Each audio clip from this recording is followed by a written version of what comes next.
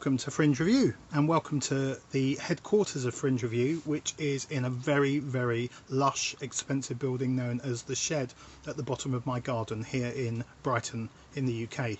And this is a kind of advert for a book, and the book has just been published. I'm going to show it to you here. It's available in paperback and it's also available in ebook format on Kindle from amazon.co.uk, .com and .everything else around the world. It's called The Filthy Guide to the Edinburgh Fringe.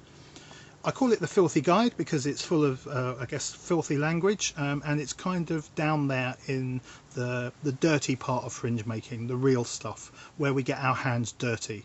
And in Edinburgh, with over 3,000 shows, all clamouring for audience, I think it doesn't just get dirty, in some ways it gets filthy. And what I want you to do is to have a filthily brilliant time and a success with whatever show you do. And whether you are a megastar or whether you are a first timer, whether you're bringing a show back. The reason that I wrote, here it is again, this book, The Filthy Guide to the Edinburgh Fringe, was because I've been up at the Fringe since 2006 without a break, and I was there around 2000 with my own shows too. I brought several shows to the Fringe with my own theatre company, and I founded Fringe Review in 2006.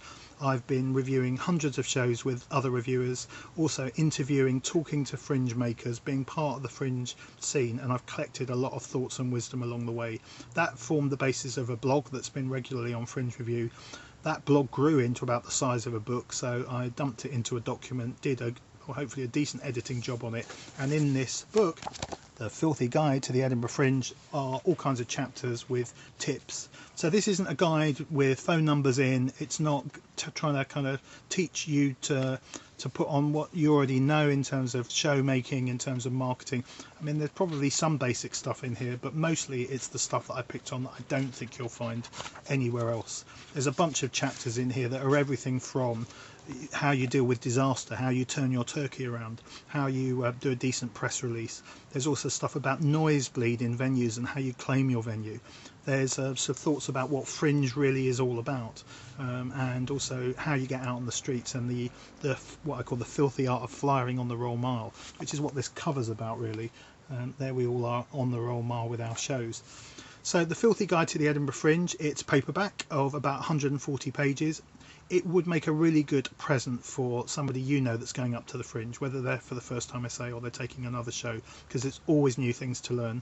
It would also be a really good present for yourself to read on the train up there, or on your EasyJet flight as you wait for it to leave in one of the airports you're going to fly in from, or if you're going up on the coach. So the book is something that will prime you. Some of that stuff is probably going to be more relevant for next year.